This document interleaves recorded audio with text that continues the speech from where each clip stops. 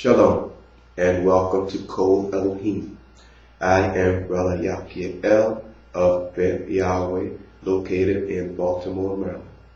We are continuing our lesson, Shema Yisrael, taken from Deuteronomy chapter 6 and verse 4, which reads, "Hear, O Israel, Yahweh, our mighty one, Yahweh is one." Today we begin in the book of Jude, starting at the first verse. Yahudah, a servant of Yahushua Mashiach, and brother of Yaakov, to those who are called, sanctified by El the Father, and preserved in Yahushua Mashiach.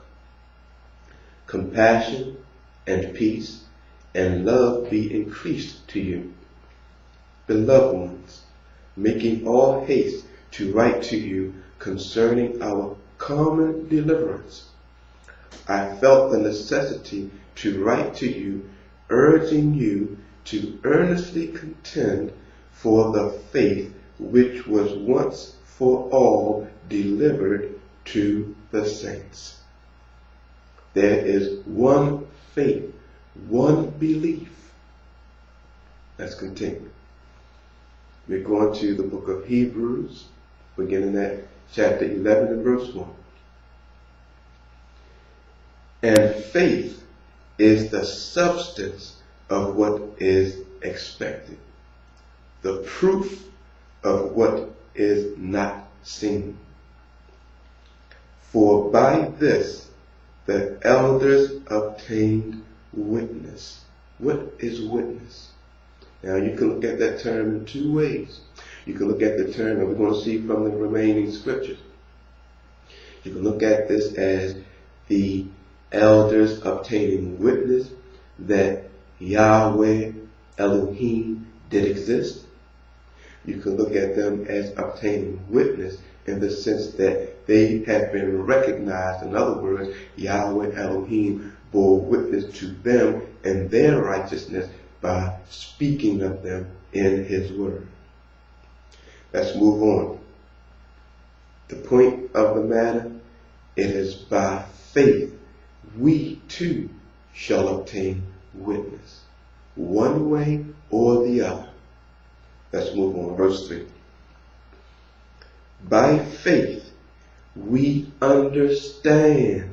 First thing he's going to deal with, that the ages were prepared by the word of Elohim, so that what is seen was not made of what is visible. By faith, Hevel offered to Elohim a greater sacrifice than Cain, through which he obtained witness that he was righteous. Elohim witnessing of his gifts, and through it, having died, he still speaks. Verse 5. By faith, Chanuk was translated so as not to see death, and was not found because Elohim had translated him. For before his translation, he obtained witness that he pleased Elohim. Verse 6. But without faith, it is impossible to please him. Let me repeat that. But without faith, it is impossible to please him. For he who comes to Elohim has to believe that he is, and that he is a rewarder of those who earnestly seek him. Let's move on. Verse 7. By faith, Noah, having been warned of what was yet unseen, having feared, prepared an ark to save his house, through which he condemned the world and became heir of the righteousness which is according to faith. Verse 8. By faith, Abraham obeyed. You see how faith and obedience have been connected there?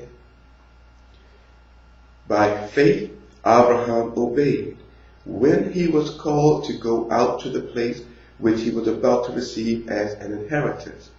And he went out not knowing where he was going.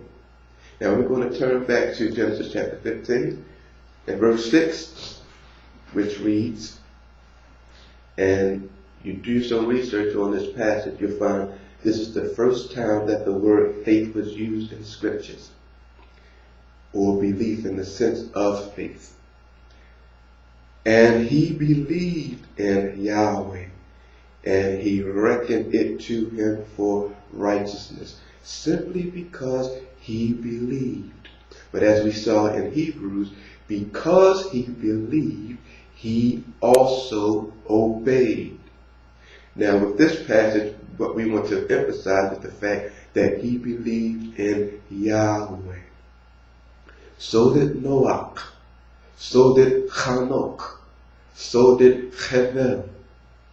They believed in Yahweh. So when Yahudah encourages us to earnestly contend for the faith once delivered to the saints, who did they have faith in? Let's move on. Luke chapter 18 and verse 8, which reads, I say to you that he shall do right to them speedily. But when the Son of Adam comes, shall he find the faith on the earth? Now when the Messiah asked such a question, what we then have to ask, why did he ask that question? Is it because there was foreknowledge of what was to take place? Let's continue. Let's go to 2 Thessalonians chapter 2, verse 1. As to the coming of Adonai Yahusha of Mashiach, and our gathering together to him, we ask you, brothers, not to become easily unsettled in mind or troubled, either by spirit or by word or by letter, as if from us, as if the day of Yahweh has come. Let no one deceive you in any way, because the falling away is to come first, and the man of lawlessness is to be revealed, the son of destruction. Again, let me reiterate, because the falling away is to come first. So when the son of Adam does return, shall he find the faith on the earth? Let's continue. 2 Thessalonians 2:4, still referring to this man of lawlessness, who upholdeth and exalts himself above all that is called Elohim, or that is worshipped, so that he sits as Elohim in the dwelling place of Elohim, showing himself that he is Elohim. Do you not remember that I told you this while I was still with you? And now you know what restrains for him to be revealed in his time. For the mystery of iniquity is already at work. Let's emphasize that. For the mystery of iniquity is already at work, only until he who now restrains comes out of the midst. So the question we must ask ourselves, taking into consideration what we've read today, where does our faith lie? In whom do we believe? I am Brother Yakiel of Beth Yahweh, located in Baltimore, Maryland, bidding all of you shalom.